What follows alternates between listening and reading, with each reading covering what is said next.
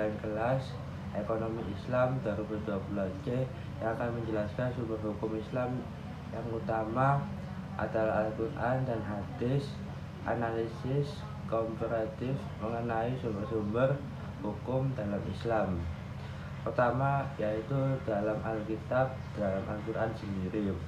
Menjadikan sumber utama dalam Al-Quran yang dianggap sebagai sumber utama menjadikan hukum Islam. Ini adalah kitab suci umat Islam yang dianggap sebagai wahyu langsung yang diturunkan oleh Allah melalui malaikat Jibril, lalu diturunkan lagi kepada Rasulullah Shallallahu Alaihi Wasallam. Allahumma sholli alaihi. Dalam dalilnya, dzalikal kitab la raiba fihi hudal lil muttaqin, yang artinya ini adalah kitab Al-Quran yang tidak ada keraguan pada petunjuknya bagi mereka yang bertakwa. Quran surat Al-Baqarah ayat 2. Kemudian otoritas tertinggi dalam Al-Quran memiliki otoritas dalam hukum Islam dan tidak dapat diganggu gugat. Kemudian ajaran etika dan prinsip. Selain hukum-hukum yang jelas, Al-Quran juga berisi ajaran etika, moralitas, dan prinsip-prinsip dasar yang membentuk dasar nilai dalam Islam. Kemudian ketentuan hukum. Al-Quran berisi ketentuan hukum yang mencakup beberapa aspek, yaitu aspek kehidupan, termasuk ajaran agama, etika, hukum keluarga, hukum pidana, dan masih banyak lagi yang ada di terkandung dalam Al-Quran. Kemudian penafsiran dalam Al-Quran yaitu dilakukan oleh para ulama dan cendekian dalam konteks dan aplikasi ketentuan hukum dalam kesehari-hari. Kemudian sumber ijma dan qiyas, yaitu dalam Al-Quran sudah digunakan sebagai dasar untuk membentukkan ijma, konsensus dalam ulama, dan qiyas analogi dalam hukum Islam. Kemudian yaitu dalam yang kedua yaitu dalam al-hadis. Definisi hadis sendiri yaitu adalah catatan tentang tindakan, ucapan, dan persetujuan Nabi Muhammad Shallallahu Alaihi Wasallam. Ini mencakup pada yang dalam disebutkan dalam kehidupan sehari-hari dan pengajaran Nabi Muhammad. Dalilnya yaitu yang artinya sesungguhnya telah ada pada diri Rasulullah di suri teladan yang baik bagimu, yaitu bagi orang yang berharap rahmat Allah dan akan datang hari kiamat dan banyak menyebutkan nama Allah. Quran Al-Ahzab ayat 21. Kemudian kedudukan dalam hadis sendiri yaitu sumber hukum kedua dalam Islam setelah Al-Quran, yang manakala digunakan untuk menjelaskan, menggambarkan, ataupun melengkapi hukum Al-Quran tersebut. Kemudian klarifikasi dalam hadis tersebut yaitu menjadi sahih atau baik atau dhaif, lemah, karena kan sanadnya itu tidak jelas, yaitu berdasarkan metodologi analisisnya. Contohnya yaitu hadis sahih Bukhari, di mana Imam Bukhari mengumpulkan hadis-hadis yang dianggap sahih berdasarkan kriteria yang ketat. Kemudian pentingnya isnad, yaitu bagian penting dari hadis adalah isnad, rantaian perawi yang melacak warisan dari satu generasi ke generasi berikutnya. Kemudian kitab-kitab hadis, terdapat koleksi kitab-kitab hadis yang terkenal seperti Sahih Bukhari, Sahih Muslim, Sunan Abu Hurairah, dan lain sebagainya, yang digunakan sebagai referensi utama dalam hukum Islam. Kemudian yang ketiga yaitu ijma, konsensus ulama. Dalam definisi ijma sendiri yaitu kesepakatan bersama ulama tentang suatu masalah hukum setelah kematian kanjeng Nabi Muhammad Shallallahu Alaihi Wasallam. Kedudukan ijma sendiri dianggap sebagai sumber hukum Islam ketiga dan digunakan untuk kasus-kasus di mana tidak ada petunjuk dan jelas dalam Al-Quran ataupun hadis. Kemudian yang keempat yaitu kias, analogi. Definisi kias sendiri yaitu proses mengekstrapolasi hukum dari situasi yang tidak diatur dalam Al-Quran ataupun hadis berdasarkan prinsip-prinsip dan ketentuan yang sudah ada. Kedudukan kias sendiri yaitu hukum keempat dari Islam dan digunakan untuk menerapkan hukum pada situasi-situasi yang baru. Kemudian yang kelima yaitu istislah, keuntungan umum. Definisi istislah sendiri yaitu proses menentukan hukum berdasarkan prinsip-prinsip keuntungan umum ataupun maslahah bagi masyarakat. Kemudian yang ke-6 yaitu maslahah mursalah, yaitu keuntungan tertentu. Definisi maslahah mursalah sendiri yaitu penentuan hukum berdasarkan keuntungan tertentu tanpa merevisi langsung dalam sumber-sumber hukum lainnya. Yang ketujuh yaitu istisah, pilihan hukum, yang manakala istisah sendiri adalah metode hukum yang lebih baik berdasarkan pertimbangan keadilan atau maslahah. Kemudian yang ke-8 yaitu adat, urf, dan ijma' al-amah, yaitu di mana adat urf adalah tradisi dan praktik yang berlaku dalam masyarakat dan ijma' al-amah dalam konsensus masyarakat dalam hal-hal tertentu. Penting isnadnya yaitu penting dari hadis adalah rantaian perawi yang melacak warisan dari satu generasi ke generasi lainnya sebagai berikutnya. Kemudian penggunaan hadis dalam hukum Islam membantu menjelaskan konteks dan aplikasi lebih lanjut dari ketentuan Al-Quran. Misalnya Al-Quran menyebutkan sholat sebagai salah satu kewajiban bagi umat Islam. Kemudian hadis memberikan detail tentang cara melakukan sholat sebagaimana yang sudah dilakukan oleh para nabi dan rasul. Jumlah rakaat dan lain-lain sebagainya. Oleh karena itu, Al-Hadis bersama Al-Quran memberikan dasar hukum yang komparatif dalam Islam. Selain Al-Quran dan hadis, terdapat juga sumber-sumber tambahan seperti ijma', qiyas, istisna, maslahah mursalah, istisna, urf, dan ijma' al-amah yang digunakan dalam pembentukan hukum Islam. Namun, Al-Quran dan hadis akan menjadi dasar dan otoritas ulama dalam hukum Islam. Dengan demikian, sumber hukum Islam yang utama adalah Al-Quran dan hadis, yang kemudian digunakan bersama-sama dengan ijma', qiyas, istisna, masalah, istisna, dan ijma' al-amah untuk membantu kerangka hukum Islam yang komparatif. Penggunaan ini dalam hukum Islam mencerminkan upaya menggabungkan ajaran agama dengan konteks sosial dan perubahan zaman. Sekian dari saya, bila ada kesalahan kata mohon maaf karena saya masih belajar juga. Wabillahi taufiq wal hidayah. Wassalamualaikum warahmatullahi wabarakatuh. Waalaikumsalam warahmatullahi wabarakatuh. Oke, jadi ini adalah pertemuan berapa nih ya? Ketiga ya, kalau nggak salah ya. Nah, untuk pelajaran komentar fikih muamalah ya.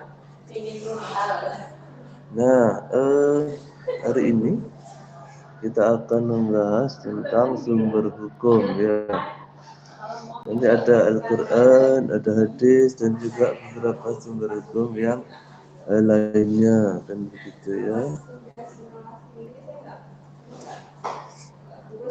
Sudah apa belum ya? Saya kok lupa jadi. Sudah, belum kan ya? Belum ya? Yang slide ini belum saya tunjukin kan kalau nggak salah ya? Belum kan ya? Belum Bapak. Oh ya, oke. Ya. Ya, silakan dibuka selanjutnya.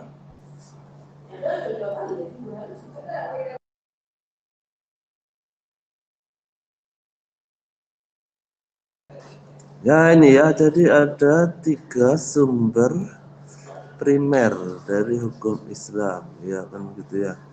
Yang pertama adalah Al-Quran yang sangat fundamental, gitu ya. Dimana orang Islam percaya bahwa ini adalah kitab dari Allah secara langsung diturunkan begitu ya. Nah ini yang dibawa oleh Sayyidina Muhammad Rasulullah SAW kan begitu ya. Dalam 2 bentuk. Yang pertama adalah perkataan langsung dari Tuhan atau Quran tersebut, dan yang kedua adalah tidak langsung, yaitu melalui sunnah, kan begitu ya. Nah, 2 bentuk ini adalah akar dari hukum Islam ya. Nah, jadi dan Al-Quran ini adalah satu-satunya kitab yang belum terdistorsi, nah, kan gitu ya. Kita percaya bahwa Al-Quran adalah satu-satunya kitab yang belum dirubah begitu ya, seperti kitab-kitab pada agama yang lain, kan begitu ya. Dan Tuhan sendiri menggaransi bahwa akan dijaga kemurniannya Al-Quran itu ya, sampai hari akhir nanti ya. Ya, selanjutnya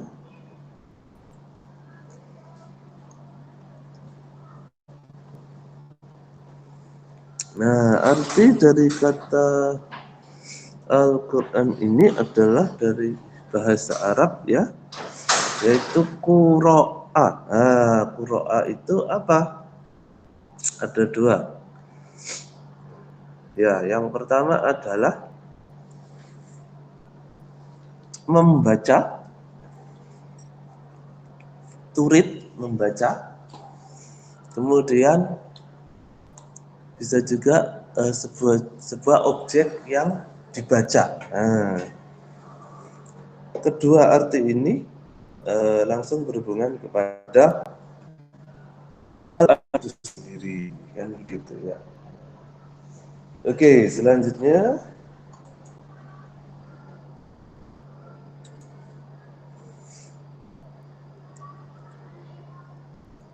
Al-Quran itu turun pada 23 years ya, 23 tahun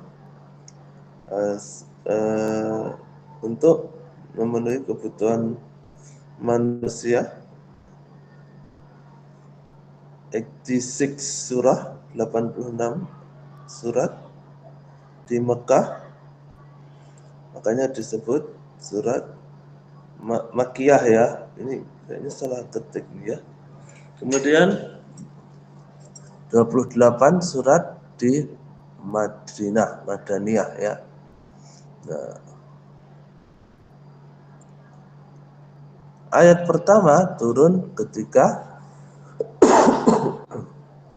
ya maaf agak batuk.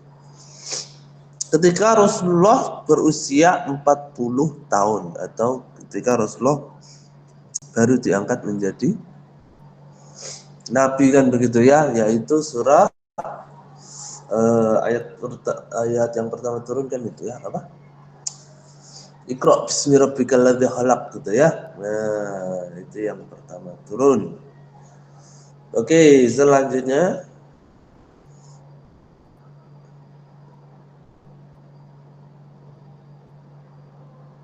Nah ini surat Al-Alaq ini ya.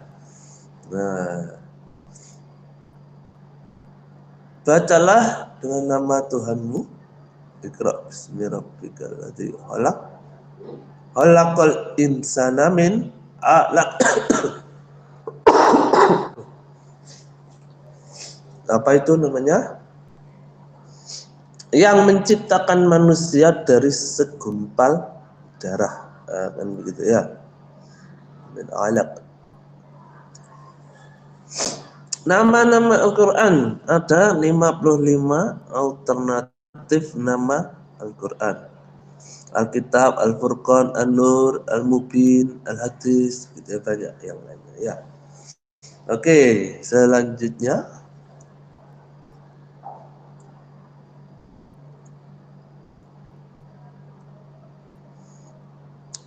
nah, kompilasi Al-Quran. Quran itu mulai dikompilasi ketika kehidupan Rasulullah ya.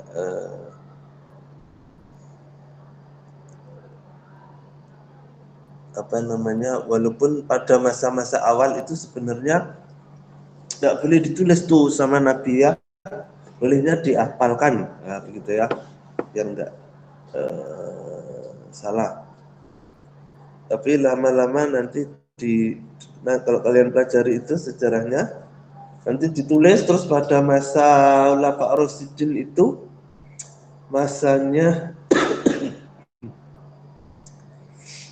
Sayyidina Ali kalau nggak salah ya, masanya Sayyidina Ali itu mulai dikasih harokat gitu ya, dikasih harokat biar lebih mempermudah yang nggak terlalu paham bahasa Arab ya. Kami bertanggung jawab atas pengumpulannya. Hanya yang suci yang boleh menyentuhnya. Ini ayat-ayat Al-Quran ya. Saya lupa tuh yang atas tuh ayatnya apa ya. Kalau yang bawah kan ini ya. La yamassuhu illal mutahharun kan ya. La yamassuhu illal mutahharun. Oke, selanjutnya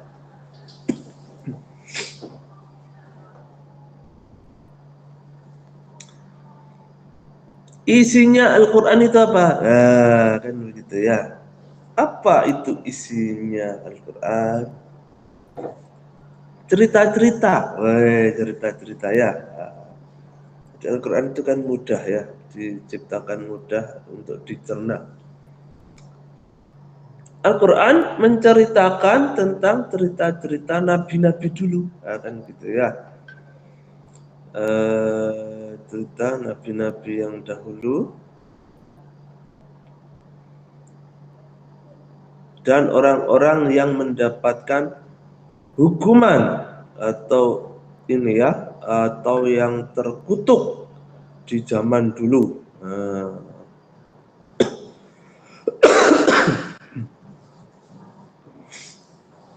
Contohnya cerita Musa, Ibrahim, Isa, Nabi Yusuf,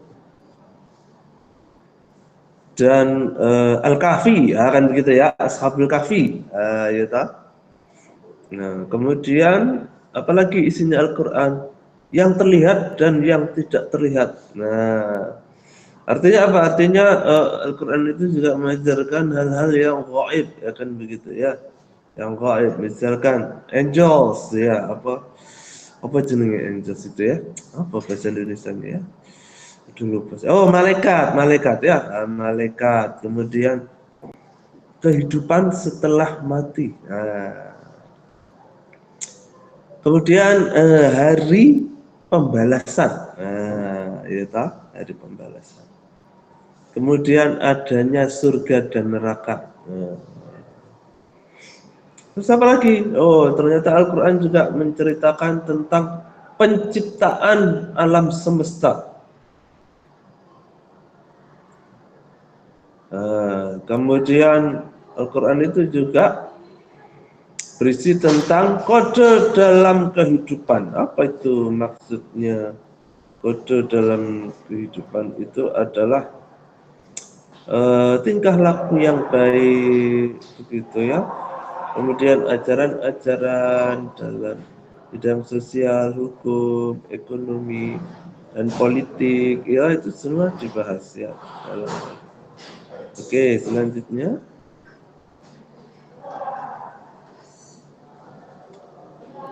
Nah, ini ya, Al-Quran itu diturunkan pada Lailatul Al-Qadar, gitu ya. Nah, menurut beberapa ulama itu adalah pada malam ke-27 Ramadan.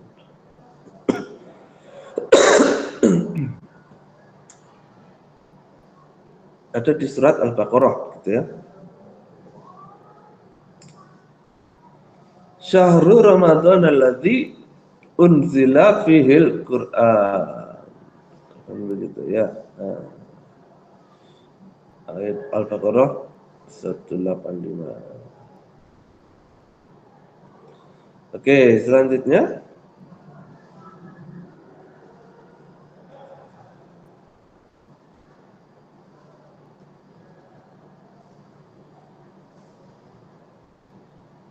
surat apa ini ya? Nah, saya lupa. Dan tidak mungkin bahwa Al-Quran itu diciptakan oleh sesuatu selain Allah. Kan begitu ya.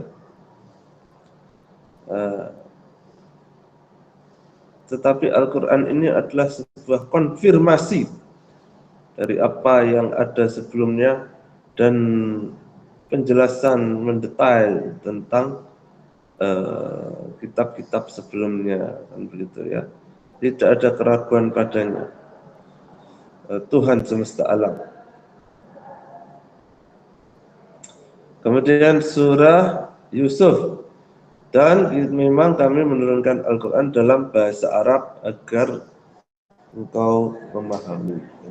Ya, ya selanjutnya.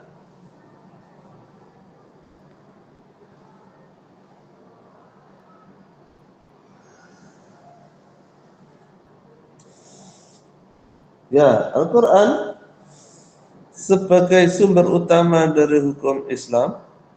Nah, itu ada di surah An-Nisa.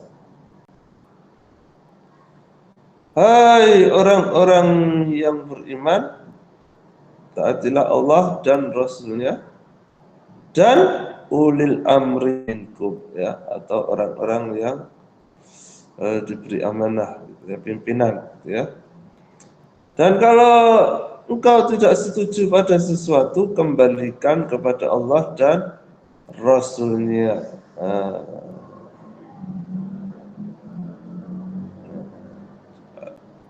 Yang dimaksud dengan taatilah itu berarti kembali kepada Al-Quran. Oke, selanjutnya.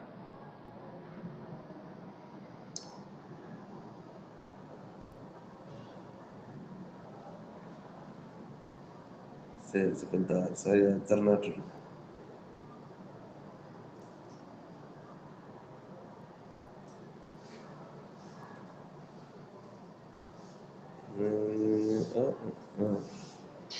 Oke, jadi apa namanya, dalam memahami Al-Quran itu kemungkinan akan ada beberapa perbedaan interpretasi, itu ya nggak masalah ya, tetapi intinya pasti akan sama seharusnya kalau orang-orang beriman begitu ya. Oke, selanjutnya.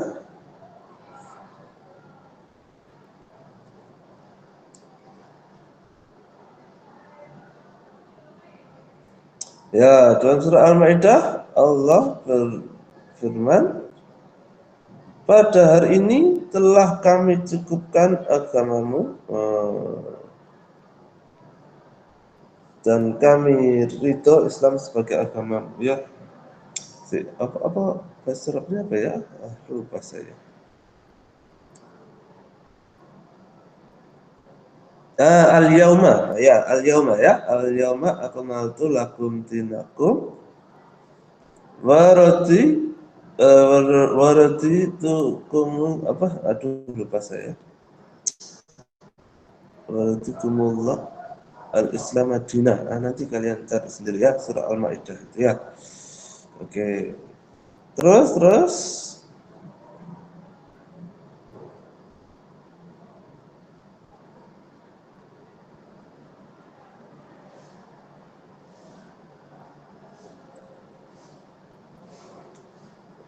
sekitar 200 ayat itu mengandung hukum dan begitu ya. Hukum tentang apa saja? Nah, ini ya. 70 ayat tentang keluarga dan warisan. 70 ayat tentang kewajiban dan kontrak. 30 ayat tentang kriminal, 20 ayat tentang prosedur dan lain sebagainya ya. Oke, terus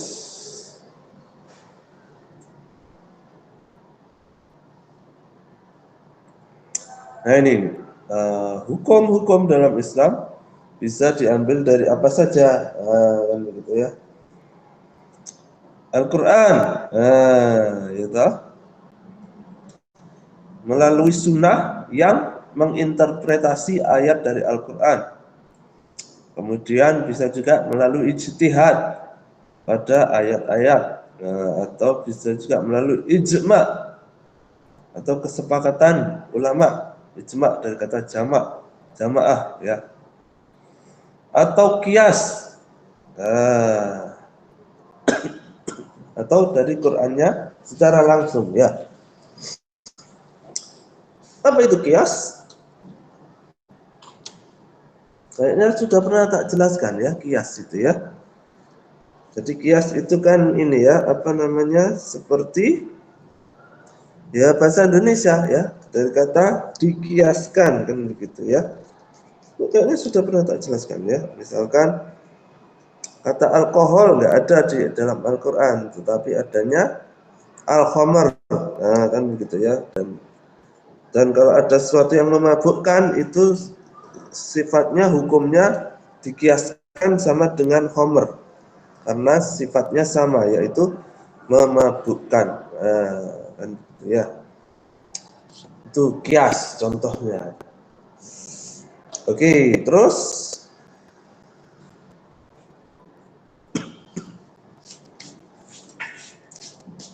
macam-macam hukum.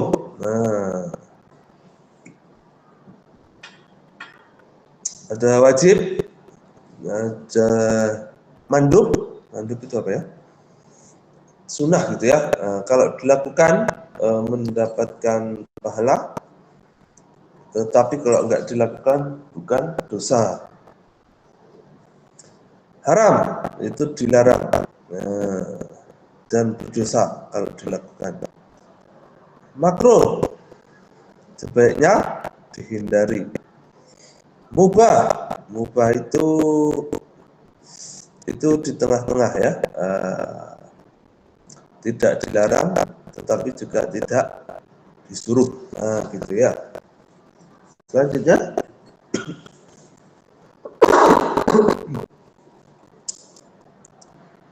hukum wajib. Tadi apa? Hukum taklifi tadi ya, hukum wajib.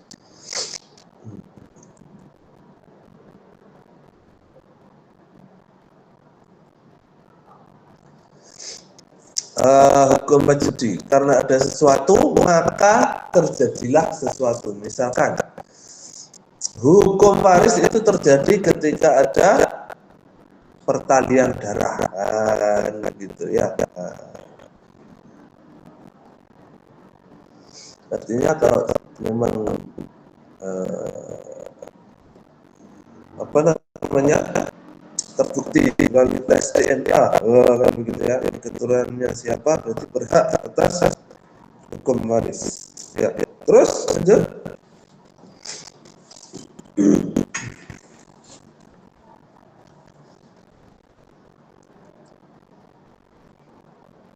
Sudah.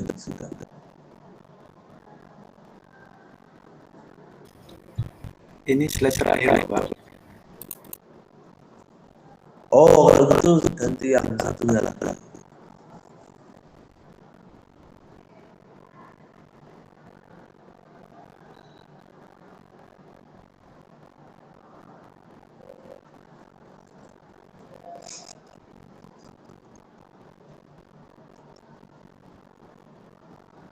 Nah ini ya, overview of Islamic law dan aplikasinya. Apa itu isinya? Coba kita lihat ya.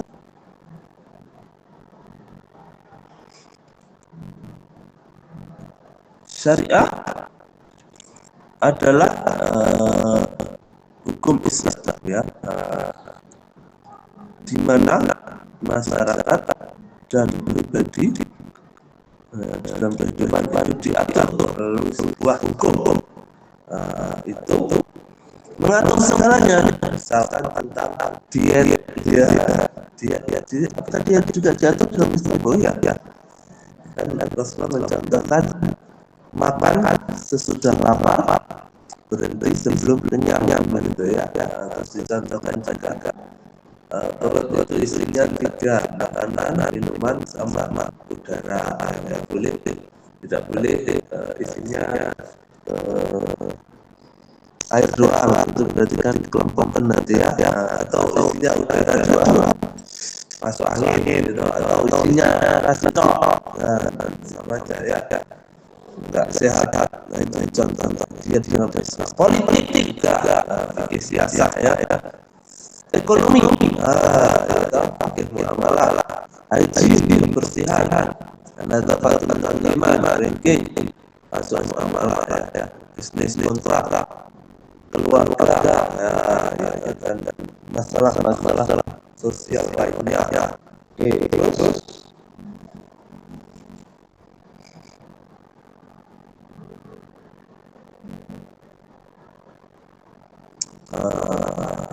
kita ambil intinya.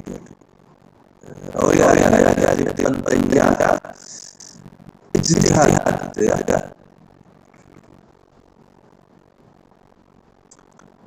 Jadi nanti akan ada ijtihad dalam Islam ya, untuk interpretasi ya.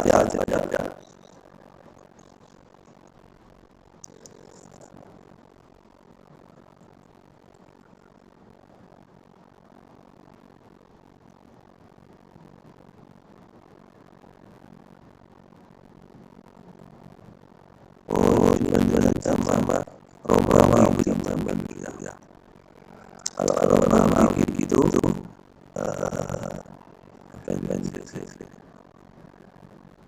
selalu ada kisahnya. Kalau cari tentang ya, dari kalangan ya, dari muslim sendiri.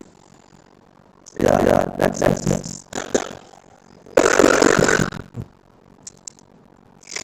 Sumber ya yang pertama adalah Al-Quran. Al-Quran sumber pertama. Kalau di pemahaman Islam harus dari Al-Quran sebelum sumber yang lain seperti sunnah, ijma dan juga ya. Oke, next.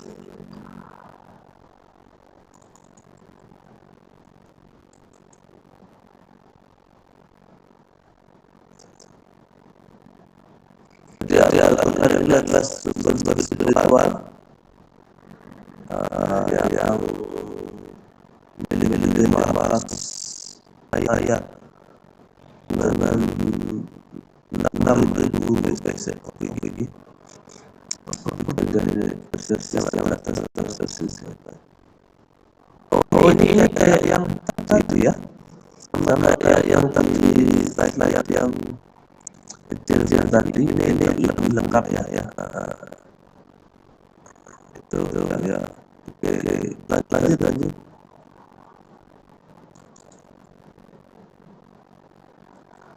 Nah, itu sumber yang kedua bahwa Al-Quran. Nah, itu dari perkataan Rasulullah. Kemudian sunnah itu adalah completion of the Al-Quran, maksudnya melengkapi Al-Quran. Ya, terus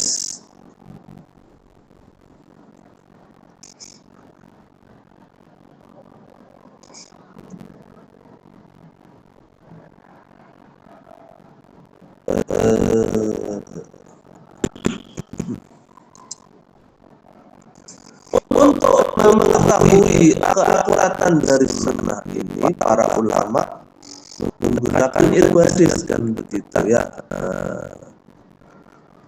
Misalkan untuk mengetahui sanad dan matan kan begitu ya. Sanad itu perawinya siapa aja. Kalau matan itu isinya hadis ini tentang apa gitu ya.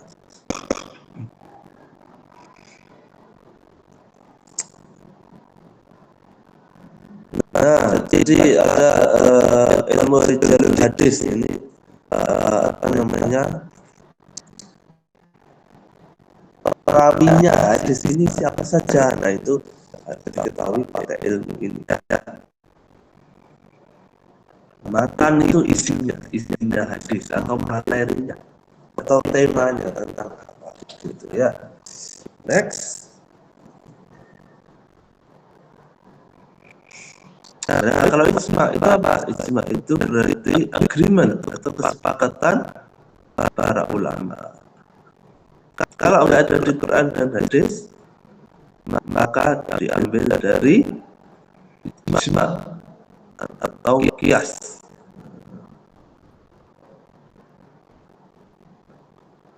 Menurut Syafi'i,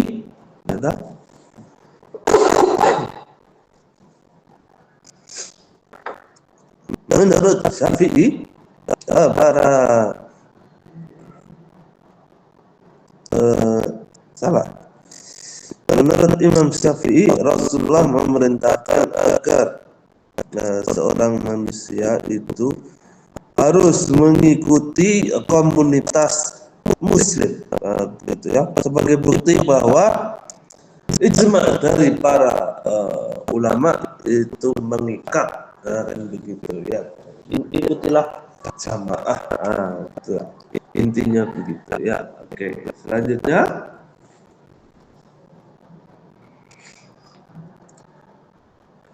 Walaupun kan begitu ya, walaupun tidak masuk ke dalam nas itu ini ya, sumber hukum yang paling utama ya, yaitu Quran dan hadis. Statement ini adalah salah satu sumber hukum yang penting begitu ya di dalam syariat. Oke, selanjutnya qiyas. Qiyas adalah sumber hukum keempat yang sangat penting.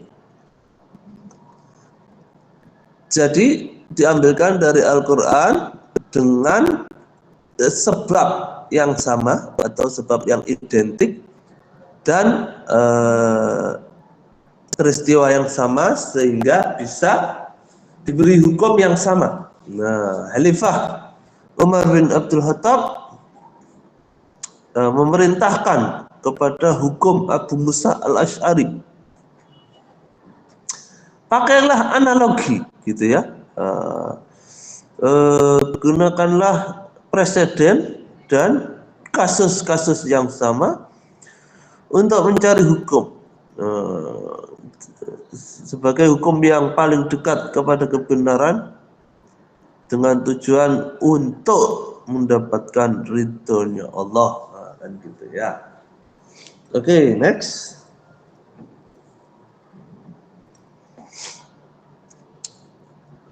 Di dalam Islam, qiyas itu dipakai untuk mendapatkan sebuah keputusan hukum pada sebuah kasus tertentu karena adanya kesamaan kausa, kesamaan penyebab, kesamaan hukum, dan juga kesamaan judgement. Judgement itu apa ya? Ini ya, penetapan hukum gitu ya.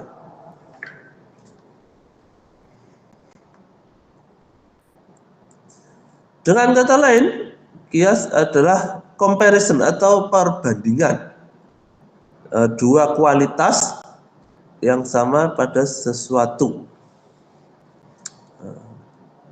menurut usul fikih, kias itu adalah perpanjangan dari syariah, dari kasus yang original, dari asalnya, dari al-asl kepada kasus yang agak jauh, karena kasus yang baru itu punya ilat atau punya kausa yang sama, kausa efektif yang sama. Oke, lanjut.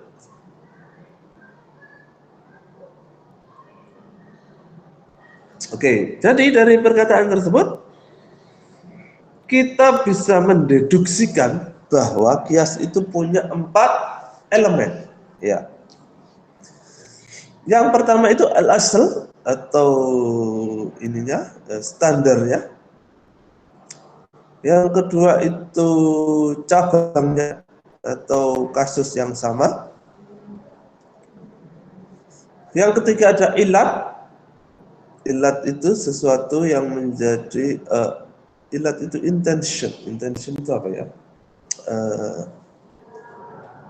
Maksud dan tujuan yang sama, gitu ya.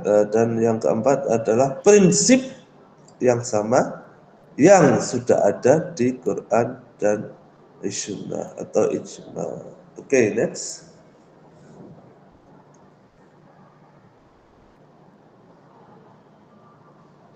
Nah, salah satu kewajiban dalam hal ini adalah yang menjadi syarat, yaitu al-asalnya itu harus Quran dan Sunnah. Nah, banyak para ulama yang nggak sepakat bahwa tidak mempertimbangkan ijma sebagai basis dari asal. Nah, kan begitu ya. Menurut para mayoritas ulama, kias itu nggak boleh sumbernya dari kias yang lain, gitu ya. Oke, walaupun ada beberapa ulama yang berpendapat nggak apa-apa kias ini menjadi sumber kias yang lain, nggak apa-apa. Oke, next.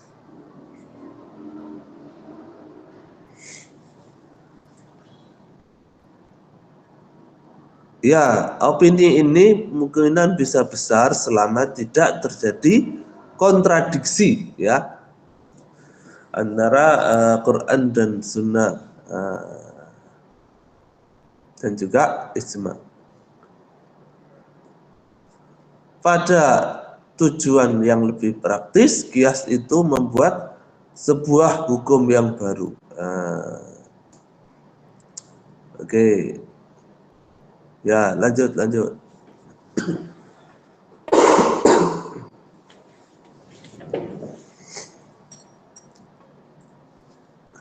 Apa ini ya? Sumber yang lain, ada istihsan. Istihsan itu cari yang lebih tidak strict pada masalah apa ini ya, kekayaan. Istihsan. Oh, ini sudah dijelaskan kan ya sama teman-teman kalau nggak salah ya, yang minggu kemarin itu ya. Ada masalah mursalah juga. Kalau blocking the means itu ini satuz zari'ah, ya toh, satuz zari'ah sama urus. Nah, ini sumber yang kurang disepakati ya, kurang bisa disepakati. Oke, terus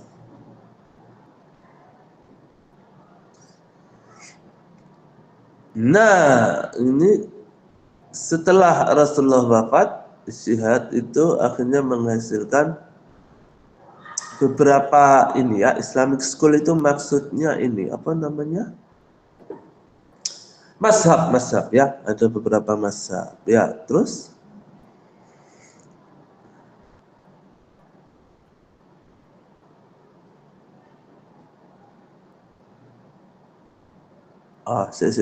ini, oh ya, ini ya, macam-macam mazhab, kan begitu ya.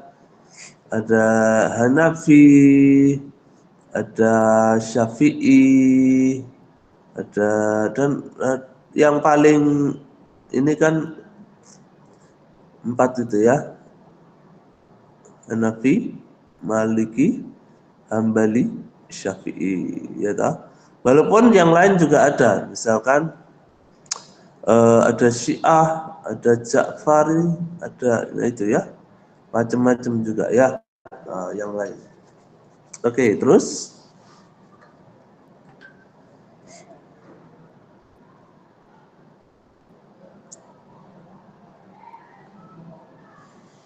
ijma, ijma ini sangat penting ya dalam pengambilan hukum Islam.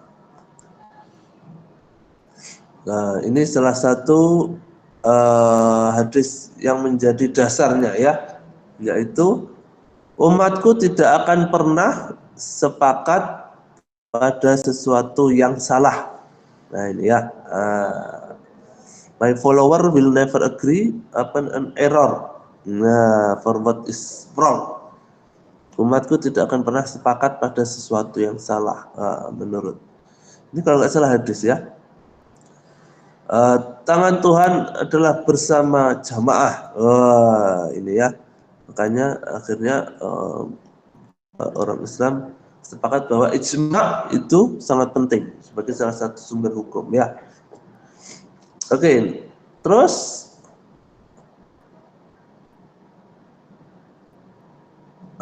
ini kias ya, bahas kias lagi ya. Kias itu banyak dipakai oleh para ulama Sunni, begitu ya. Walaupun orang Syiah tidak menerima analogi, tetapi dia pakai istilah akal.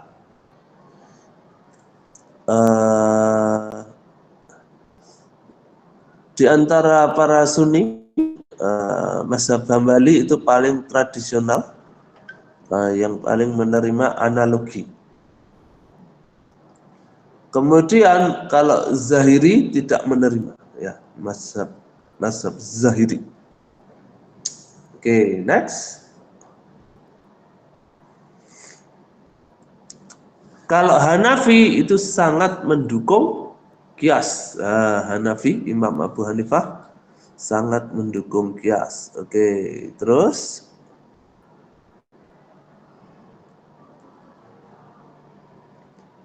Syafi'i juga menerima kias. Ya, oke. Terus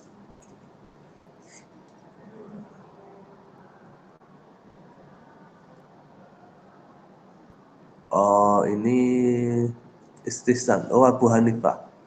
Kalau Abu Hanifah itu menerima istihsan diterima oleh Abu Hanifah. Terus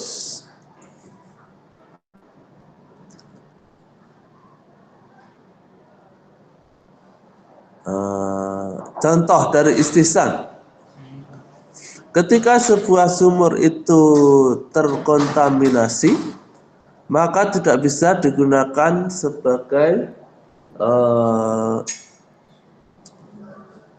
syarat untuk berwudu, ya. Tidak bisa digunakan sebagai syarat untuk berwudu. Oleh karena itu, menurut istihsan, kalau bisa nyari air, apa ini ya?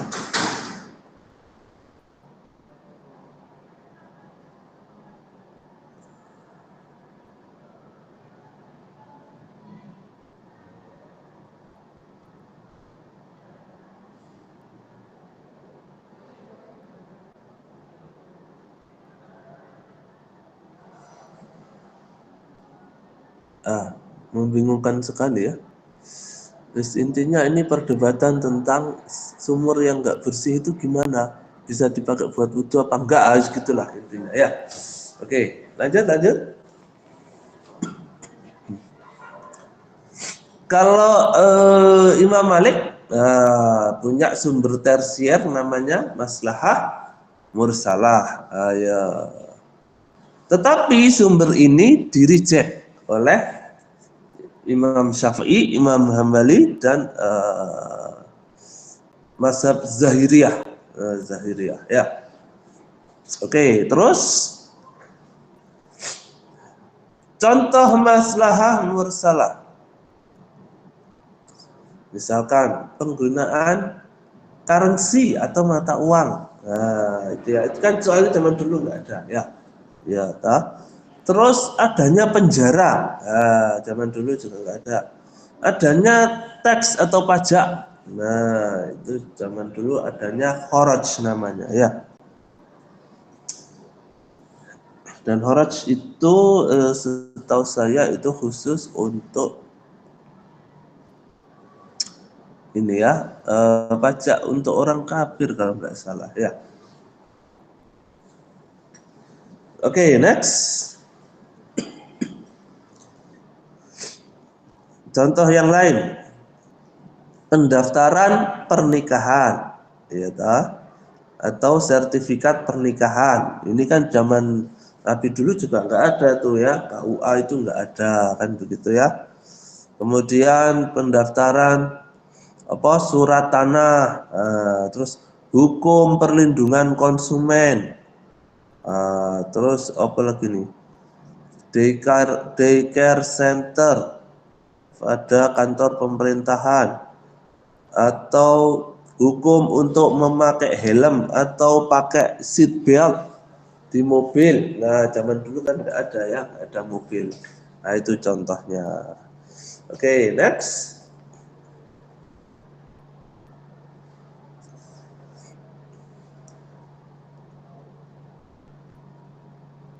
Oke, jadi pada dasarnya ini hampir sama lah. Rasionalisasinya kayak kias gitu ya. Oke, next. Nah, kalau urf apa urf? Urf ini berarti itu ya tradisi, tradisi yang bisa dianggap menjadi hukum.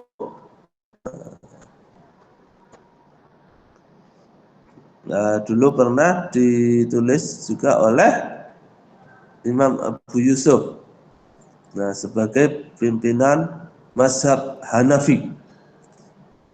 Nah, dianggap sebagai bagian dari sunnah, tetapi tidak sebagai sumber hukum formal. Oke, selanjutnya. Oh, dikasih tugas kalian ya, dikasih tugas. Temukan definisi istidlal, istiqra, dan istishab. Nah, ya sudah. Oke, habis ya, habis. Habis. Oh, ada tugas lagi. Kasih contoh huruf. Sudah, ada lagi? Nah, habis ya. Tadi ya, tolong dicari 3 tadi ya, perwakilannya aja deh ya, perwakilan kelas gitu ya. Cari 3 istilah tadi, apa yang dimaksud 3 istilah tadi, terus dijelaskan pakai video singkat gitulah ya, seperti biasa ya. Nanti digabung sama rekaman ini, nah, nanti akan menjadi sebuah video pembelajaran yang menarik ya, nah, seperti biasa. Oh ya, minggu depan yang presentasi kalian ya, gantian. Minggu depan kalian presentasi sesuai dengan RPS-nya ya, sesuai dengan RPS. Dan ini kan sudah pertemuan ketiga ya. Jadi kalian presentasinya tinggal berapa kelompok itu sebelum UTS itu ya? 4 kalau nggak salah ya. 1, 2, 3, 4, 5, 6, 7. Iya, kurang 4 ya. Kurang 3. Kan 8 sudah UTS. Ya, nanti tolong dicek ya PJ ya. Jadi berapa kelompok sebelum UTS ya. Kalau kelas lain hari ini ada yang sudah presentasi ya. Saya lupa kelasmu belum tak kasih tugas. Oke gitu ya, ada pertanyaan sampai di sini?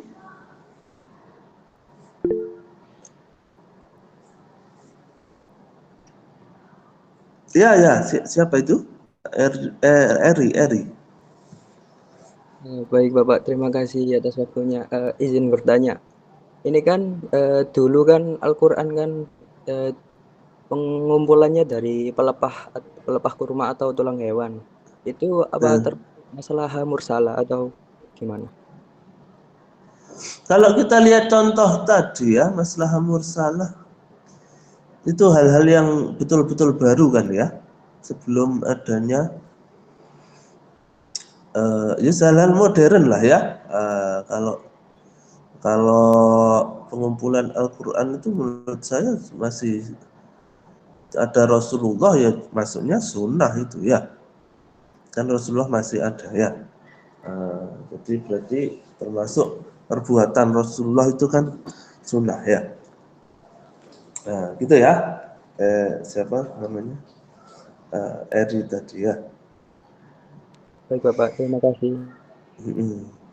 Ya, silakan yang lain mungkin ada pertanyaan.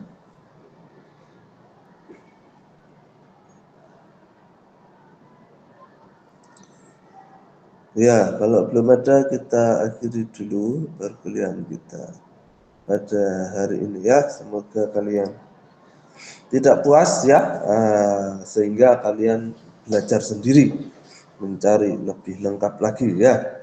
Saya di sini hanya sebagai pemantik atau ada yang melambaikan tangan. Ibnu Sabit, silakan. Iya, Pak. Maaf, ini tadi tugasnya itu per kelas apa per kelompok ya, Pak? Yang video. Perwakilan aja lah, perwakilan. Yang ini tadi kan ya, yang 3 istilah tadi ya.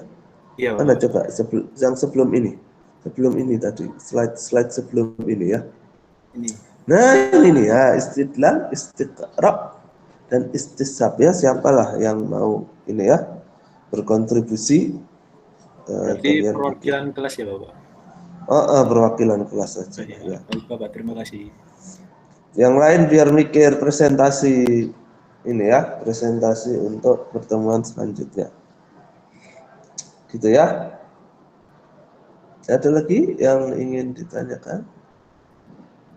Ya, kalau enggak ada. Oh, ada lagi. Wah, sip. Silakan.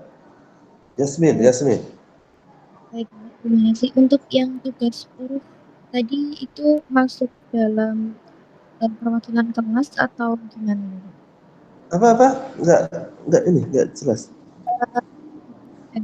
Soal yang selanjutnya di slide ini, Bapak. Aduh, kok ini ya putus-putus ya suaramu ya. Apa titul? Soal? Soal yang habis slide ini, Bapak, tentang huruf. Huruf enggak usah deh, urufnya enggak usah. Baik. Huruf itu kan ini ya, huruf itu adat ya, huruf itu adat. Enggak usah, itu inilah. Sudah sering dipahami lah kalau huruf itu ya. Enggak usah, hurufnya enggak usah. Ya, ada lagi yang lain? Ya, kalau enggak ada kita tutup dulu ya dengan doa akhir majelis. Subhanakallahumma bihamdika asyhadu an la ilaha illa anta astaghfiruka wa atubu ilaik. Terima kasih ya PC sudah memfasilitasi. Jangan lupa minggu depan ada yang presentasi ya. Sampai ketemu. Wassalamualaikum warahmatullahi wabarakatuh. Waalaikumsalam. Waalaikumsalam.